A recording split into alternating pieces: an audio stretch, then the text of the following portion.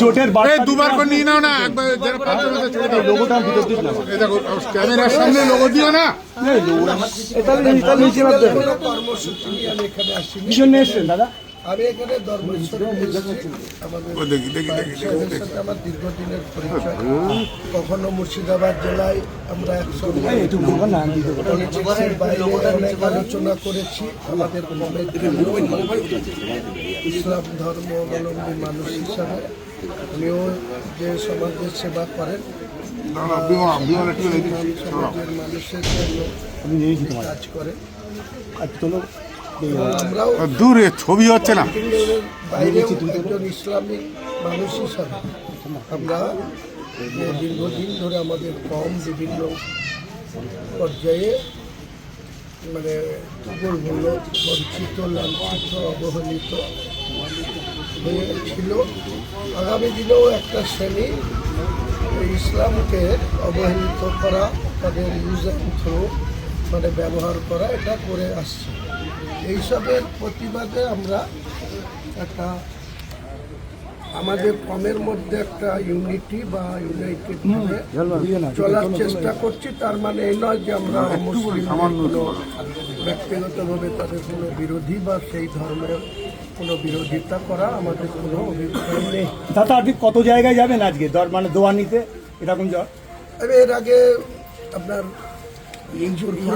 গিয়েছি, তারপরে আপনার কাঁচকড়া যেটা দরবার শরীফ সেখানেও গিয়েছি প্রতাপপুরে।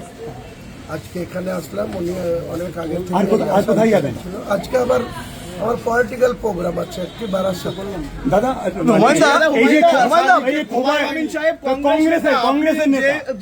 কংগ্রেসের নেতা আছেন, থাকবেন, আমার তাতে কিছু বলার নেই।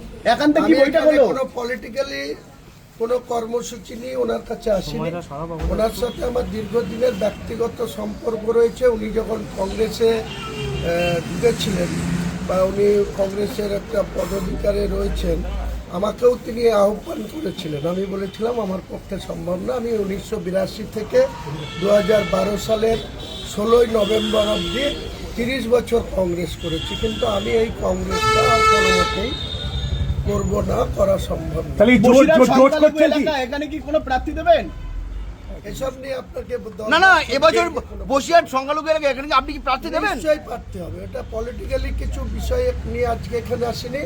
যখন পলিটিক্সের ময়দানে অবতীর্ণ হয়েছি, গোটা রাজ্যের 294টা সিট, আমরা কোন কোন দলের সঙ্গে জোট হবে আগামী দিন অপেক্ষা করুন।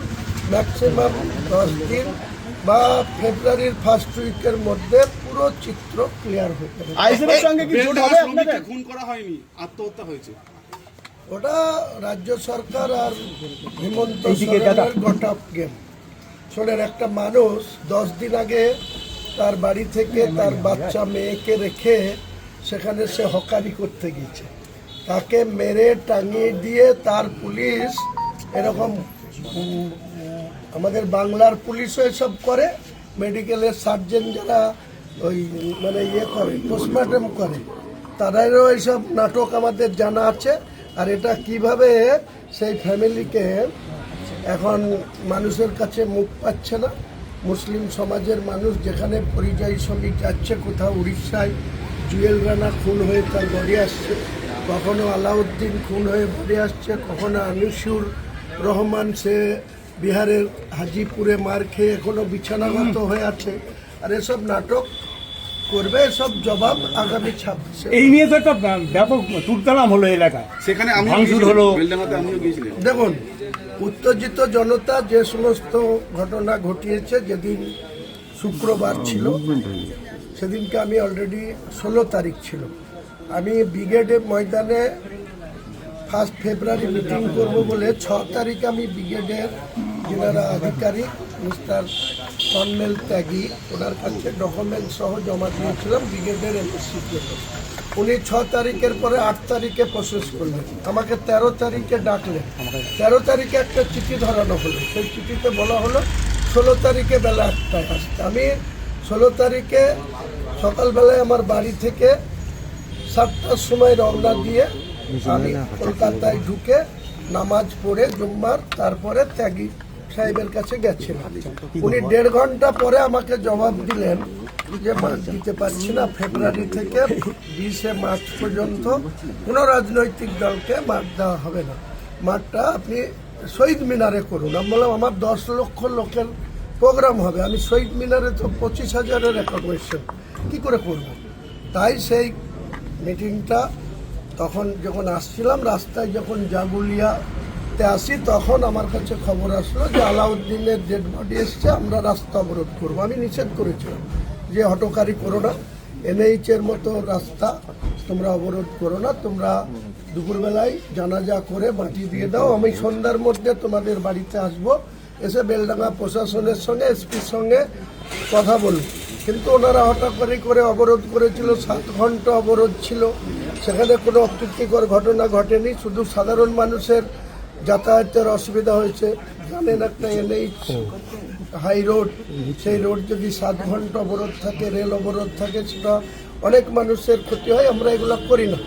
পরের দিন হঠাৎ করে আবার ওই আনিসুর রহমান হাজিপুরে মার খেয়ে সে বেলডাঙ্গা হসপিটালে ভর্তি, ওকে রেফার করেছে বহরমপুর মেডিকেল কলেজে।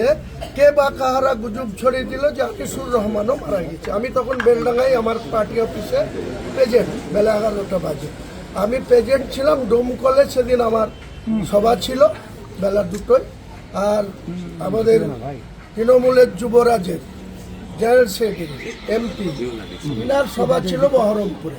তিনি সভা করার সাহস দেখাননি, তিনি 200 মিটারের রোড শো করেছে বহরমপুর জলঙ্গি বাস স্ট্যান্ড থেকে গির্জার মোড়, আর আমি করেছি ওখানে। আমি অলরেডি বাড়ি থেকে বেরিয়ে বেলডাঙ্গায় পৌঁছেছি, তখন দেখছি আবার একটা অবরোধ শুরু হয়েছে। তাহলে আমি তো আমার 20টা গাড়ির কনভয় ছিল, সেখানে তৃণমূলের পুষ্কানিতে আমি যেহেতু ডোমকল, আমাকে ওখান থেকে 65 কিলোমিটার রাস্তা যেতে হবে, ওখানে অবরোধ করিয়ে দিল। তখন আমি নিজে গাড়ি রেখে প্রশাসন, IC, অনেক ফোর্স দাঁড়িয়ে আছে, তারা হাত গুটিয়ে দাঁড়িয়ে আছে, কোনো অবরোধ তুলতে চাইছে না। আমি নিজে নেমে তাদের মোকাল ভাই দাদা এখন তো দেখা যাচ্ছে যে ও আত্মহত্যাই করেছে, খুন না, তাহলে কাদের চক্রান্ত এরকম ঘটনা ঘটলো বেলডাঙ্গা?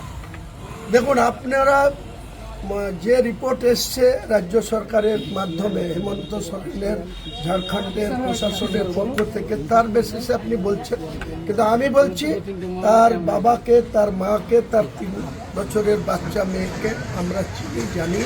আমি সেদিনকে ফিরে গিয়ে রাত্রি 9টায় তাদের বাড়ি গেছিলাম, হাজার হাজার লোকের সামনে তাদের বাড়িতে আমি দেখা করেছি। আমি বলছি নিশ্চিত যে আলাউদ্দিন খুন হয়েছে, তার কাগজ কলমে যতই তাকে চালানো হোক যে তিনি সুসাইড করেছে, এমন কিছু ঘটনা তার বাড়িতে নেই। তার 2 ভাই, এক ভাই দুবাইয়ে থাকে, বড় ভাই, আর ও এখানে থাকে। ওর বাবা মা, ওর 3 বছরের বাচ্চা মেয়ে, ওর স্ত্রী, তার সংসার নিয়ে সে ওখানে হকারি করতে গেছিল, তাকে মেরে টাঙিয়ে দিয়ে আজকে এসব করা হয়েছে, রিপোর্ট চাওয়ানো হয়েছে। যখন দেখছে বেলডাঙ্গা উত্থাল, 7 ঘন্টা অবরোধ, তখন কেন 4 দিন 5 দিন 7 দিন পরে পোস্টমর্টম রিপোর্ট দেখাচ্ছে? তাহলে সেই দিন কেন দেখালো না? সেই দিন কেন রাজ্য সরকার, যখন অভিষেক বন্দ্যোপাধ্যায়ের হেলিকপ্টার প্রয়োজন হয়, তখন হেমন্ত সোরেনের হেলিকপ্টার নিয়ে তিনি বাংলার সভা করে বেড়ায়, আর যখন বেলডাঙ্গা 7 ঘন্টা অবরোধ হচ্ছে, তাহলে বাংলার মুখ্যমন্ত্রী বা পুলিশের DGP কেন ঝাড়খণ্ডের DGPর সঙ্গে কথা বলে সেই দিন সামনে আনলো না, যেটা সুসাইড কেস, এটা কোনো রকম মার্ডার না? তাহলে তো এত কিছু ঘটতো না। এসব আমরা বুঝি। তাহলে কেন করলো এই সরকার? এখন মুসলমানদেরকে বুঝাতে হবে তো, মুসলমানরা বিগড়ে গেছে, মুসলমানরা TMC কে ভোট দিবে না বলছে, আমাদের নতুন পার্টির দিকে দলে দলে যোগদান করছে, যেখানে যাচ্ছে হাজার হাজার মানুষ মিটিং অ্যাটেন্ড করছে। এরা আতঙ্কে এখন, ওখানে হেমন্ত সোরেন তো মমতা ব্যানার্জির ছোট ভাই, কাজে ছোট ভাইকে তার প্রশাসনকে যা বলবে সেরকম রিপোর্ট তৈরি করে এখন মুসলিমদের কাছে মাসিয়া সাজতে হবে। এতদিন 11-14 বছর মিথ্যাচার করে এসছে, একই লাইনে খেলছে, খেলতে দিন না। দাদা, আপনার দলের কর্মীরা বলছে আপনি এবার মুখ্যমন্ত্রীর বিরুদ্ধেই ভোটে দাঁড়াবেন, আপনি কি বলছেন?